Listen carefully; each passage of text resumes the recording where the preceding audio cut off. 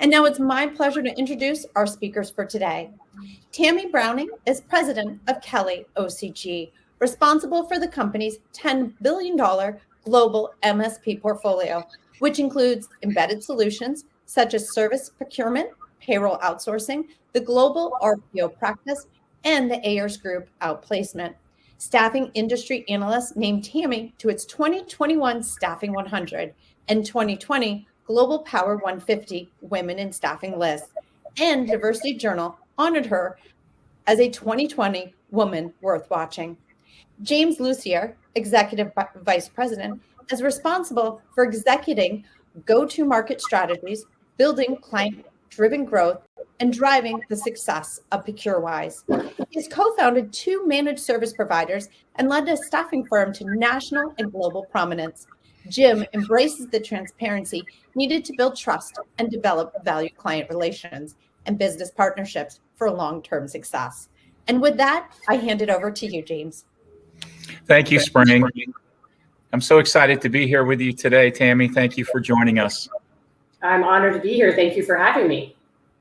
You know, as noted in the introduction, Kelly's been a longtime leader in both supplier diversity and inclusion, and particularly so under your leadership. More recently, I think about 11 months ago now, your CEO, Peter Quigley, announced the Equity at Work initiative for Kelly. Can we start by you telling us a little about that?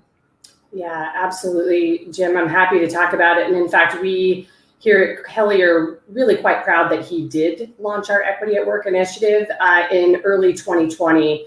And it's our commitment really to helping millions of Americans who face unjust barriers to find gainful employment. And through our Equity at Work, we're really knocking down those barriers and changing the way companies hire so that really all talent of every race, ethnicity, gender, sexual orientation, religion, and even socioeconomic status is really taken off the table. And our goal is to connect work to people in ways that enrich their lives. And we are partnering with like-minded companies and organizations and many of our clients who are actively engaging in this initiative with us to bring much greater equity to overall opportunities for work and for the people that deserve it. Really proud. Yeah, so I've read so much about it. For the audience to know, I spent 3 years with Kelly myself between 2005 and 2008, and candidly think that's when I really started thinking about diversity, equity, and inclusion in the workforce, because it's really always been an embedded value with Kelly. Can you speak a little more to some of the groups that you're really targeting for inclusion with the Equity at Work initiative? Because I know that they include, groups that have really been marginalized, even in an economy before and now in a rebounding economy where, there are so many people out of work and yet so many jobs to be filled.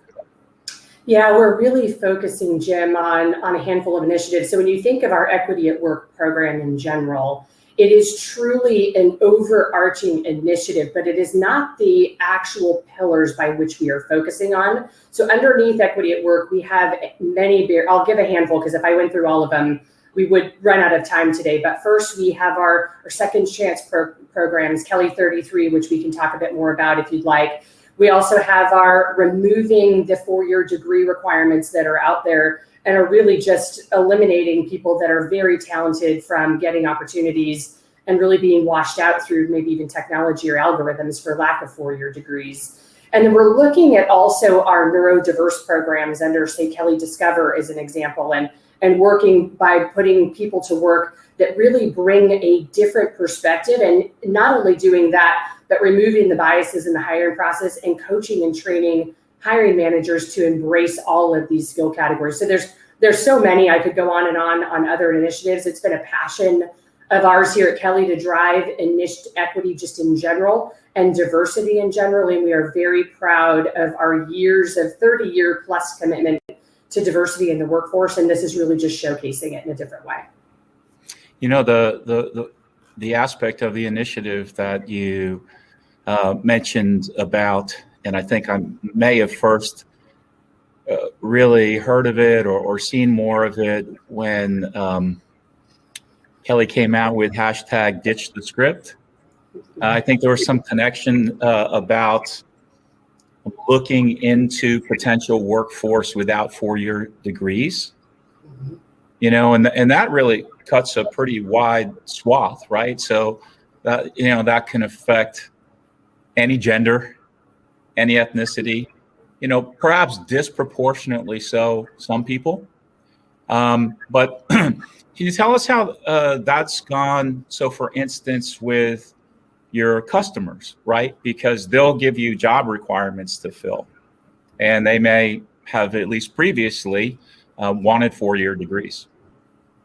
Jim, I feel like it's important to mention, I think in my bio, I don't know if it actually said that I've been in the industry for 22 years, but I have been, sadly. I was 12, I think, when I started. But that said, I was a recruiter for many years, in fact, a tech recruiter for many years. And what's really fascinating about what's happened in our industry is an IT recruiter growing up in that space, we didn't have the four-year degree requirement 20 years ago that we have today. In fact, many organizations had opportunities that were universities within their own organizations to coach, train, and engage the talent that they needed. And somewhere in the last 20 years, that pivot shifted to this need for four-year degree. And it happened really during the Great Recession, where we really encouraged everybody to go get degrees. And to do that, then we became probably too aggressive in that space. And so what we're doing, and as it relates to how we're engaging our customers or even organizations in general around educating them again, that there are roles and there are individuals that come up through maybe unjust barriers. Perhaps they just weren't given the opportunity. They weren't encouraged to go to college. They didn't know that was something that, it wasn't in their history, in their family. And so it's really taking these talent and bringing them to organizations and showing them that, in fact, you can come into the workplace and thrive and through coaching and upskilling and reskilling without the four-year degree. And we really are passionate about making sure that the algorithms that the technology or the talent acquisition organizations are using doesn't weed out this talent without reading and understanding their skill levels before washing them out of the process. And unfortunately, that is very much a prevalent thing in our industry today. Mm-hmm. Yes, it is. And then also, one of the things that you mentioned was really giving people a second chance. Mm-hmm. If they have some type of criminal record. And that seems to really dovetail into where some regulations are going, mm-hmm. At least in particular states, right? And being able to ask questions about a criminal record and running background checks and different kinds of things like that. So how's that being received by customers? It's being received in a way, I think our initiative and our Equity at Work initiative in general as an organization is just being received well in general. I believe that every organization wants to identify opportunities to engage a work population that deserves rightfully to be considered for work.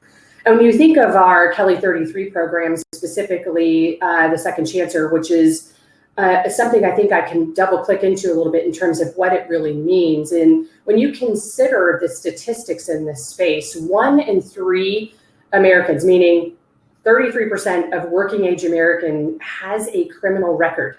And many are in a nonviolent offending situation and are unable to find work, and bans that have been created against them for some time. This equates to almost 77 million Americans that have some type of criminal history.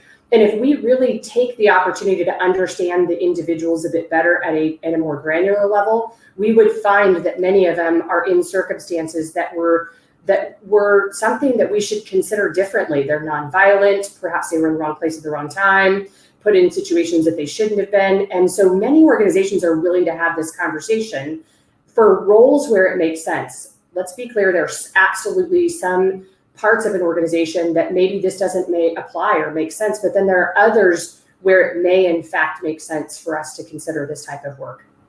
Yes, well, thank you for beginning us off by sharing so much about the Kelly at Work initiative. And I'd just like to point out to our audience, which Tammy is really made up of people from across the workforce ecosystem, so practitioners and the Fortune 1000 and also the mid-market and providers, staffing suppliers, other providers of all kinds.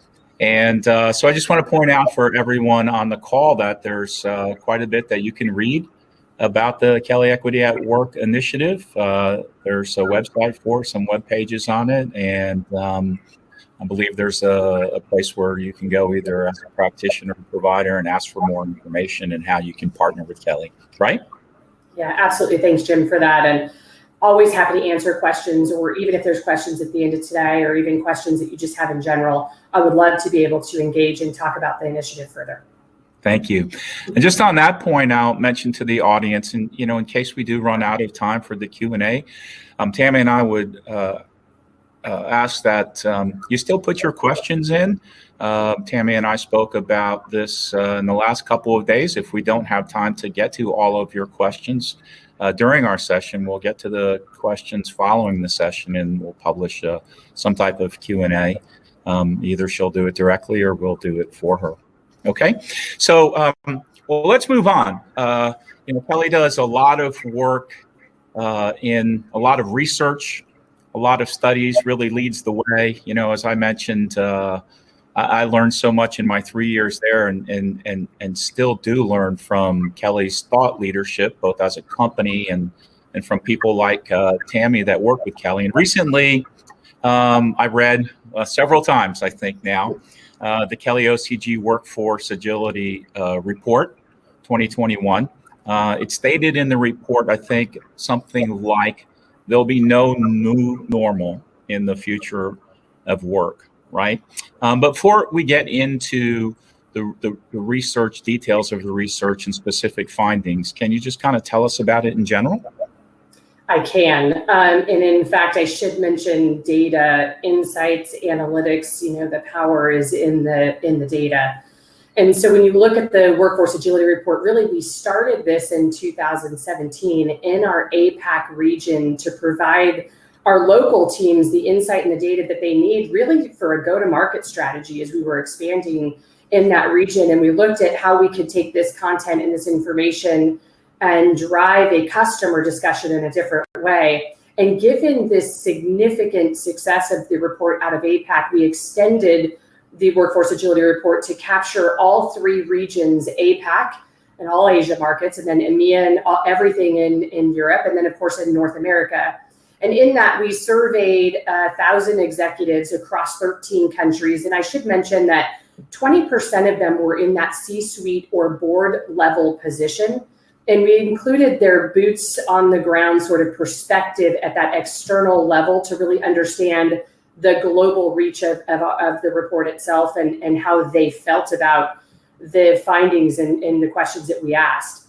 In this research, we identified two distinct groups, and we highlighted them throughout the report, calling them laggards and then vanguards. And really the vanguards are outperforming their peers while the laggards are struggling to move forward or to create a more resilient or agile workforce post this pandemic. And then what it covered was 4 key areas. So first was workforce fluidity. And this is the areas that we focused on a comprehensive strategy around bridging the talent gaps in any way by which an organization needed or wanted to procure talent. So any way they would come in, whether it be third-party labor or full-time workers. We also centered on employee experience, which were where we looked at a better employee experience because we know this has a positive impact on employee engagement, and it really leads to greater retention, productivity, and overall just work satisfaction in general. And then DE&I, obviously, as we're here today, our research found that really specifically the vanguards in this space in DE&I are executing strategies that are for not just permanent workers, but also contingent labor as well. And they're measuring their DE&I goals and objectives. They're talking about them, and they've moved beyond that check the box exercise, and they're putting meaningful actions in place to address DE&I. And then the final core area of the report touched on tech adoption. And this wasn't tech adoption like, do I have the right cell phone or computers? It was a way to better manage workforce performance. And this was another area where the vanguards really just stepped up in this space in supporting all labor categories with this high-tech approach so that their jobs could be better performed, and that the roles that they had there, they were bridging skills across this new technology by providing training, upskilling, and some other initiatives to help their employees. So the report was just really a deep dive that can help any business achieve resiliency, and it's really going to help organizations thrive going forward. And learning from the vanguards is incredibly important. Yes. Again, I think I've read the report 4 or 5 times. I'd recommend it to everyone. I think you need to go through it a few times to really understand it. And so you mentioned vanguards and laggards, and you talked about the 4 areas of the report. And of course, there's also kind of some geographic segmentation to it. But I think the DE&I is the third area of the report. And as I recall, that vanguards were twice as likely as laggards to have a DEI strategy in place for contingent labor. At the same time, I think only 19% of them actually did. So the vanguard group isn't necessarily that large, right? It's twice as large as the laggards, but we still see that companies that talk a lot about DEI in their workforce, there's such a focus on their full-time workforce and not on their extended workforce. Well, let's start with, having a plan, a program for DEI in the contingent workforce. I mean, where does that begin? What would be some of the elements that you would talk to a customer about in terms of developing a DEI program for the contingent workforce? Or not even developing the program, but just, starting to put together a plan. What are the outputs of it? I think there's a couple barriers there that the industry in general, especially contingent, has really created these misnomers that we can't take the initiatives and strategies across our workforce in the third-party labor category for varying reasons, like co-employment.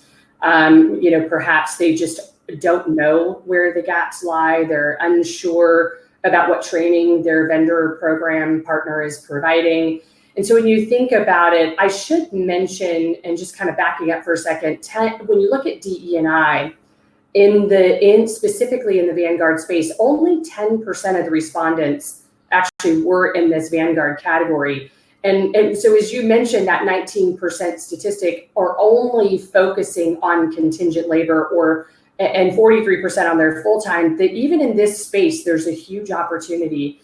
And so as an organization, what we're doing is we're looking at how we can provide coaching and education across an organization. When you consider many organizations use specifically contingent or temporary labor as their entry point for the future, it seems very interesting that you wouldn't want to take this talent and say, how can we create this DE&I strategy that's inclusive of them and bring them along the way? Because it's highly likely that these workers will in fact transition or convert to a full-time workforce for your company. And when you then think about DE&I initiatives and strategies, like we talked about earlier, that the vanguards are very passionate about really understanding what their goals and initiatives are. We're working with many clients to sit down and really understand, what is your DE&I goal and how can we help you achieve that? Are you looking to change your talent diversity mix? Meaning for many years, this was diversity was really much more about spend in dollars with diverse suppliers as opposed to the talent themselves. And that has flipped over significantly. And so we're looking at what the initiatives are. And the first way to get at this, to be honest with you, is understanding the data, understanding who you have, understanding what you're trying to accomplish, understanding the type of worker that you're trying to engage and why, and what value they may bring. And you'd be surprised at how many organizations can, as vendors and partners, we can sit down and remove some of those old misnomers of co-employment and others by being at the seat with the organization and really helping to manage this workforce in a completely different way. So there's so many ways, Jim, to be able to address this, but it really comes back to understanding the data and understanding your organizational goals so that your partners can help you achieve those goals from a contingent workforce perspective. Right. And, you know, you and I talked about this briefly in preparing for this call because of the misnomers and maybe fear and apprehension and, you know, the fear of making a mistake or taking a risk or something like that. Companies, MSPs, and staffing firms tend to shy away from the conversation about the demographics of the contingent workforce. And as you've mentioned, you know, really, how can you have a plan? How can you set goals? How can you do any of that if you don't have any data to start with? So, you know, it's kind of I think it's a sensitive question, but how would you respond to that? And I think Kelly's probably doing some things that are different because of your commitment to DE&I in the contingent workforce. But what kinds of approaches are you taking to help your customers, to working in your programs, working with your staffing suppliers to be able to develop the type of data that you need? Yeah, it is a sensitive topic in general, right? As we're looking at collection of information that helps not just the organizations, our customers, or corporations across the world address this gap, but it really is a tough conversation with the talent themselves. And what we find so interesting now, and maybe here, particularly in North America, if you consider the social unrest, now more than ever, people are willing to have the conversations that they weren't willing to have before, ask the questions that need to be asked, and be able to monitor and track those answers to those questions that the individuals have. And it is sensitive because there are biases in the hiring process. So I do think that as organizations, we need to first train our hiring managers, train our recruiters, our talent acquisition organizations to understand how to ask the right questions and to engage with the talent and to use the data to their benefit and to their advantage and work with their vendors to say, how do you do this? How do you help me in the talent mix? How do you identify a workforce that is a bit more diverse for us? And how do you engage? There was for many years this theory that if you used a diverse supplier that you were automatically going to bring in more diverse talent. And that is actually not a true statistic at all. In fact, it requires a grassroots approach to really reaching out and tapping into the communities that organizations want to engage with. And over time, I think this is going to become an easier conversation. But today, Jim, it's still very tough. And to the extent that organizations are tracking this information, the better they will be in the long run. And the talent is more willing to share now today what they would love to do in the future than they ever have been before. So we talked about vanguards, and even among vanguards, there's, not to use the wrong phrase here, this isn't quoting the report, but a lower adoption, we'll say, of structured formal DEI program for the contingent workforce as there is for the full-time workforce. You know, historically, the contingent workforce is often sourced through procurement, right? HR has been in recent years, or talent acquisition, more involved in maybe the ownership of the program and operationalizing it. D&I probably not so, though. And in fact, just less than a year ago, I was putting together a webinar with some Fortune 500 companies and was talking with D&I leaders, and they knew very little about their contingent workforce, right? What are you seeing on the client side? You know, Kelly's such a large player in the enterprise market as an MSP. What are you seeing in terms of those silos breaking down, and not just HR and talent acquisition coming together with procurement and working around the extended workforce, but D&I as well. Yeah, specifically, I think when I look across organizations that we engage with that are highly successful at talent attraction strategies and addressing DE&I, you're absolutely right, Jim. They are bringing all three organizations to the table.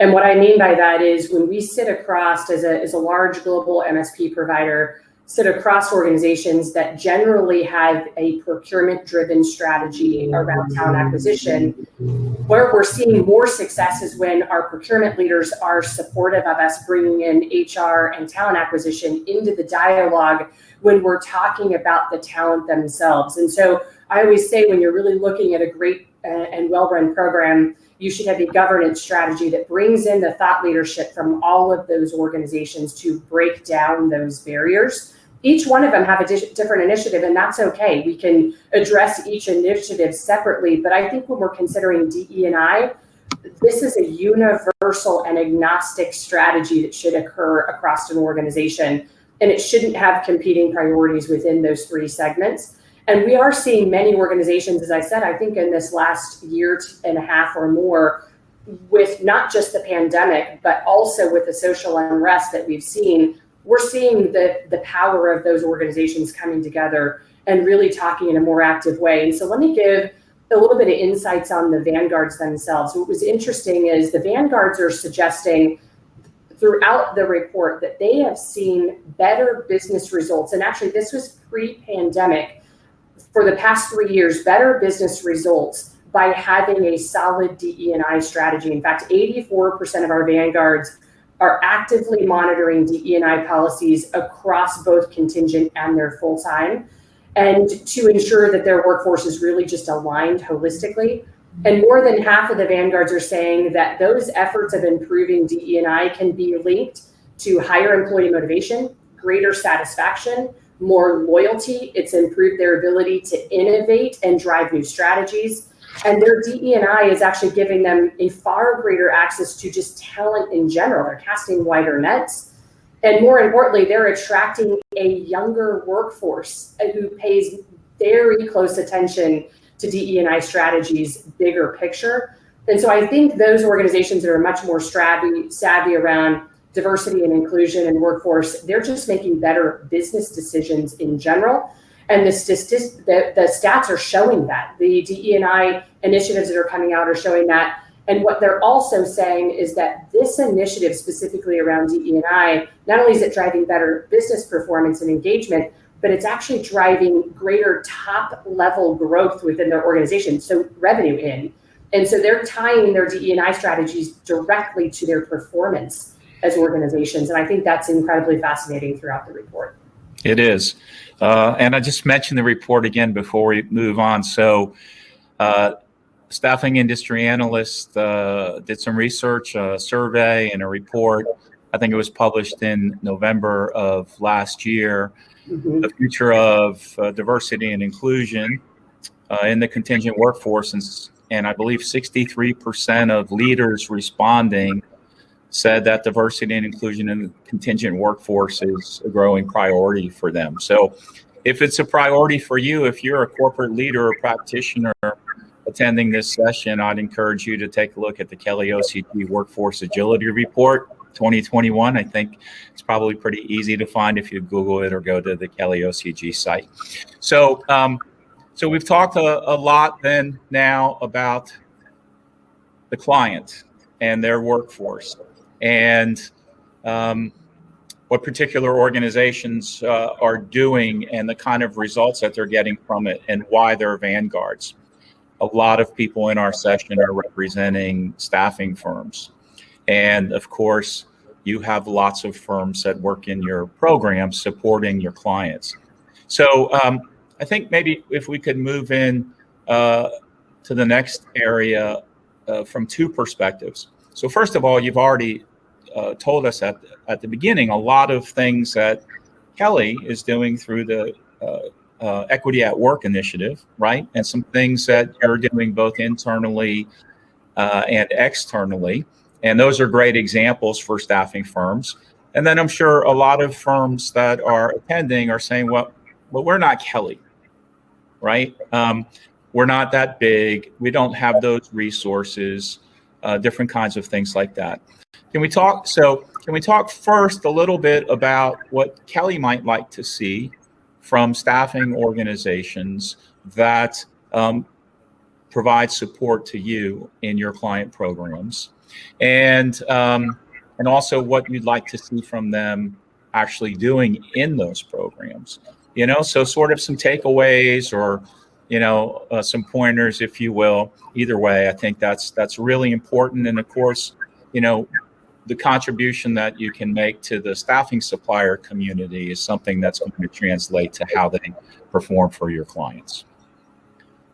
So, Jim, we as a large global MSP provider couldn't do our jobs without our suppliers. And in fact, we couldn't meet many of those goals and initiatives without our supply chain. And by the way, Kelly is also in our supply chain. So many of our initiatives span not just across the 4,600 suppliers that we have today, but also within our own organization. So first, we practice what we preach, and internally, and we hold ourselves as accountable to some of the ideas or strategies that I'll give here in a minute. But I just want to make sure everybody recognizes that we have to have suppliers engaged in these initiatives. They have to be on board with the strategy. They have to understand the strategy. And the way that we do that as a global partner is really to explain what those initiatives are. So when I talked earlier about the vanguards are really publishing and they're posting and they're understanding what their DE&I initiatives are, it's incumbent on the provider, the supplier that you've engaged with,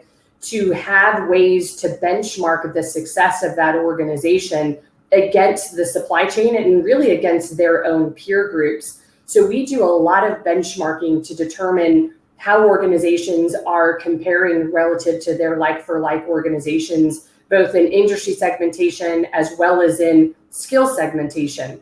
And with that, we take that data, content, and information, and we talk to our suppliers about what we're trying to accomplish. And I think if you're a supplier on the phone today and you're saying, how can I get better about this? We have many suppliers that call us on a daily basis. We have a supplier evangelist program. And so we have supplier teams that are talking to these suppliers about the type of workers that we're looking for by program, how we want to engage them, what geographic area, where do we begin to recruit, how do we get better about understanding how to get deeper into the talent pool. And what I mean by that is we've stayed very surface level. Again, that 4-year degree has actually forced us to start thinking about only engaging talent once they've graduated college. But the truth be told, if you go back many, many years, it's about the grassroots of the talent and grooming them through their career. And so it's important for us to be able to,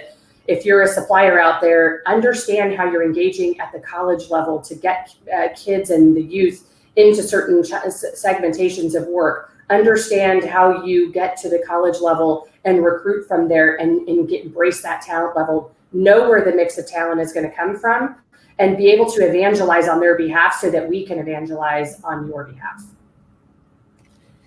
Well, thank you. Those are very good examples. And everything that you've talked about, I think, really exemplifies the kinds of things that most of us would like to be doing in the industry. So you're a real leader, and Kelly's a real leader, and we very much appreciate your contribution. We have about 9 minutes left, I think. So let's give a little bit of time for a couple of audience questions, if we can. Spring? Fantastic. James and Tammy, thank you so much. We've had some great feedback on what an engaging and informative session that was. One of our first questions we have is, how would you define the contingency workforce? Yeah, I love that question because many organizations only look at contingent labor as temporary labor that they would use in a way where they're using truly that of a temporary provider like a Kelly or some of our like competitors. For me, when I look at third-party labor, so it's any way that a company hires a worker that is not an FTE or a full-time employee. So that could be an outcome-based organization, a BPO provider. It could be someone that's coming in to provide services that are engaging in the organization. So it's all third-party labor that's engaging across the talent channels. And when we look at that, we're looking at it saying, how can we help our clients and our organizations, not just in the temporary labor space, but across their entire services procurement platform? And we're helping to track those initiatives across all labor categories that are not full-time. Fantastic. Another question that came in, what are the top approaches that have been shown to be proven to make an impactful change on DEI? Yeah, I think when you think about the couple of the big opportunities or big nuggets is really, first off, my feedback always is understand what your talent, your current workforce, what they're passionate about. So today, what we have is we have people that want to go to work, and they want to go to work in a different way than they ever have before. So if you were thinking that you could hire people with the same strategies that you always have, you're going to be well behind. So use your employee population to understand their passions and why they come to work every day and what they do every day, how it connects to the work that they're doing. So some of the examples I would give there are understand if your organization has affinity groups. Are they connecting to the people in a way in which it's meaningful to them? Do they feel like there's other engagement types that are going to enable them to come in? Our research throughout our report shows that upskilling and reskilling, so taking talent from one area, regardless of their race, gender, ethnicity, however they identify, teaching them, coaching them, and training them throughout their career will keep them for much longer. And when you consider the dynamics here around the generations, specifically the 3 generations, we've got the millennial population who makes up the greatest amount of our workforce. Only 33% of them are even engaged in their job. And when you look at some of the statistics that have happened where 3.9 million people quit their jobs just in the last 60 days, and many of them did it without a job, know your employee value proposition. Retain your talent that is diverse. In fact, our research shows that it's easier to recruit diverse talent. It's harder to keep them. The turnover rates in this space are significant. Understand that, know why, and perhaps it's maybe getting into, again, that level of hiring manager training, teaching your hiring managers how to embrace this talent differently, how to engage them differently, how to teach them to be involved more. And what we're finding is where we're putting people in the workplace, where we're coaching throughout the process of somebody's life cycle of their assignments, and we're teaching the hiring managers how to look at their total workforce population very differently, and how you cannot have a one-size-all-fits approach to leadership. We're seeing a much greater and stickier retention strategy for those organizations. So those are some ideas, Spring. While you look to the next question, maybe I can ask a follow-up. So specifically around contingent talent, Tammy talked about the kind of difficulties in retaining the talent, and earlier in that response, you mentioned affinity groups, and for the full-time workforce, they're often called ERGs or BRGs. Any thought or work from Kelly in terms of trying to do that with your workforce that's on assignment? Yeah, so it is a great question, Jim, and we are extending. We have internally, we have affinity groups. We have 5 of them. They're very well represented. And in fact, what's even more fascinating is our internal affinity groups. It is highly likely that an individual that partakes in one affinity group is likely to be involved in more than one, 3 to be exact. So the talent is, what's interesting about this talent is while they may identify with one particular affinity group, they have passion to learn about how the other affinity groups are feeling about their own circumstance or situation, and they want to learn more than ever. And so I think as we look across contingent populations, those affinity groups can extend. And in fact, we often invite some contingent workers in to be speakers in our affinity groups so we can help understand how they're feeling. Many organizations, I will tell you, that have affinity groups, they do extend them to their temporary workforce. I highly encourage you to do that. There is no reason that you cannot, in fact, embrace your contingent workforce to join your affinity programs. So I encourage the organizations that are employing this temporary labor of any kind to invite them to your programs. And we, of course, invite them to our own. So it is a two-pronged approach. Thank you. So I think we have maybe 2 more questions, Spring. Yes, I think, well, our last question will be a 2-part question, and we have about 3 minutes left to go. They would like to know, what are your thoughts about the role of technology in building diverse workforces, and what are your customers saying? Yeah, the role of technology, I think I've said it a few times. I think it's paramount for starters. I'm very passionate about technology. I'm very passionate about making it easier for hiring managers to hire people. We make it too hard on them, frankly, and technology can help our hiring managers have a much quicker way to talent. But I think the way technology can help is truly by understanding how you're capturing the data that's necessary to know where and who you have on assignment across your organization, and understand where and how you engage that data and use it to your benefit. There are some limitations. If you think about RPA or even AI in general in the hiring process, it reads resumes. It is, while it is smart, it is not as smart as people think it is. In fact, most RPA and technologies are still very much at the hands of their human controllers, and so we need to be much more aware of what talent is being weeded out through the hiring process, that you're never even seeing their resume because the algorithms washed them out. So be aware of that. In fact, RPA and AI in the recruiting process is designed oftentimes by corporate policy or designed by some type of risk tolerance within your said corporation. I would dust off those risk tolerance. I would look at them. I would make sure they align to what your initiatives are and what your DE&I goals are, because they're often in conflict with each other, and make sure that you're socializing those changes across your organization. And like I said, really give your hiring managers and directors and people that are managing that talent the training they need to remove the biases in the hiring process. That is a great, great point. James, Tammy, I'd like to thank you both. This has been a wonderful session today.